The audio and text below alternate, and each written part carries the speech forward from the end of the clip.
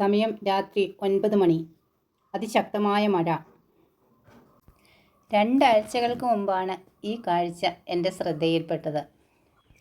മുറ്റത്ത് നിൽക്കുന്ന ചാമ്പമരത്തിൽ നിരന്തരം വന്നു പോകുന്ന ഒരു കുഞ്ഞിക്കിളി. ഈ മുറ്റത്ത് എപ്പോഴും തന്നെ കിളികൾ വരാറുണ്ട്.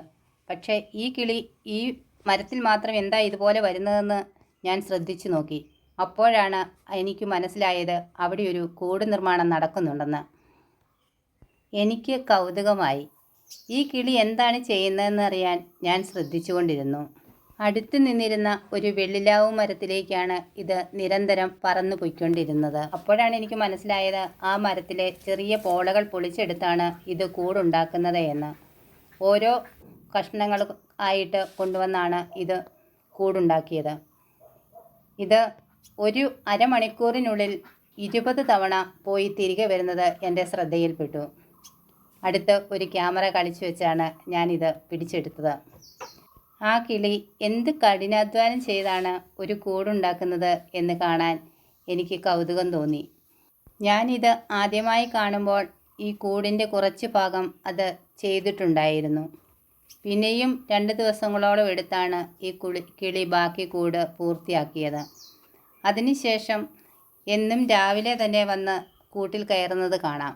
2 മുട്ടകളാണ് അതിനകത്ത് അവർ ഇട്ടുവെച്ചിരിക്കുന്നത്. കൂടിൻ്റെ വാതിലിന് മുകളിൽ പുര മേയുന്നത് പോലെ കുറച്ച് പുല്ലുകൾ കൊണ്ടുവന്ന് മുന്നോട്ട് പിടിപ്പിച്ചു വെച്ചിട്ടുണ്ട്. നിങ്ങൾക്ക് ശ്രദ്ധിച്ചാൽ കാണാൻ പറ്റും ഇതിനകത്ത് 2 മുട്ടകൾ ഇരിക്കുന്നത്. പുള്ളിയും പാണ്ടുമൊക്കെയുള്ള ബ്രൗൺ വരകൾ ഇതിൽ കാണാവുന്നതാണ്. ഒരു ദിവസം സന്ധ്യാസമയത്ത് ഞാൻ ആ കൂടിന് അടുത്ത് ചെന്നു. കൂട് നിരീക്ഷിച്ചു കൊണ്ടിരിക്കുമ്പോൾ അതിനകത്ത് കുഞ്ഞു തല പുറത്തേക്ക് നീട്ടിയിരിക്കുന്ന കിളിയെ കാണാൻ സാധിച്ചു. ഇപ്പോഴതിൻ്റെ ചുണ്ടുകൾ മുകളിലേക്ക് വെച്ചാണ് അത് ഇരിക്കുന്നത്. ഇപ്പോൾ നിങ്ങൾക്കും കാണാം, ശ്രദ്ധിച്ചു നോക്കിയാൽ. ചുണ്ടിന് നല്ല നീളമുണ്ട്. കണ്ണും തലയും വെളിയിലാണ് വെച്ചിരിക്കുന്നത്. ബാക്കി ശരീരഭാഗം മുഴുവൻ ഇതിനകത്താണ്. രാത്രി 9 മണി സമയം.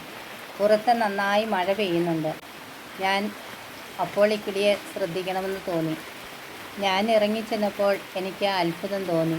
മഴ പെയ്യുന്നുണ്ടെങ്കിലും ഈ കിളിയുടെ പുറത്തേക്ക് അല്പം പോലും വെള്ളം വീഴുന്നുണ്ടായിരുന്നില്ല.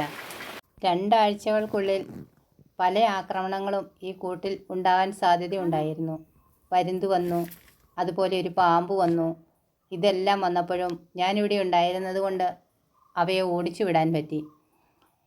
കുഞ്ഞിക്കിളിയാണെങ്കിലും മനുഷ്യരുടെ അടുത്തുകൊണ്ട് കൂടുണ്ടാക്കുന്നത് എത്ര ബുദ്ധിപരമായിട്ടാണെന്ന് ഞാനപ്പോൾ ചിന്തിച്ചു പോയി. അങ്ങനെ ഇരിക്കെ ഒരു ദിവസം അമ്മക്കിളി വല്ലാതെ ഒച്ച വയ്ക്കുന്നത് കേട്ടു. ഞാൻ ചെന്ന് നോക്കിയപ്പോൾ എനിക്ക് തോന്നി മുട്ടകൾ വിരിഞ്ഞിട്ടുണ്ടാവുമെന്ന്. ഞാൻ പതുക്കെ ചെന്ന് ശ്രദ്ധിച്ചു. പക്ഷേ എനിക്ക് അതിനകത്തങ്ങനെ ഫോട്ടോ എടുക്കാനായിട്ട് സാധിച്ചില്ല. എന്നാലും അതിൻ്റെ ബഹളം കേട്ടപ്പോൾ എനിക്ക് മനസ്സിലായി കുഞ്ഞുങ്ങളുണ്ടായിട്ടുണ്ട് എന്ന്. കാക്കയ്ക്കും തൻകുഞ്ഞ് പൊൻകുഞ്ഞ് എന്നല്ലേ ചൊല്ല്.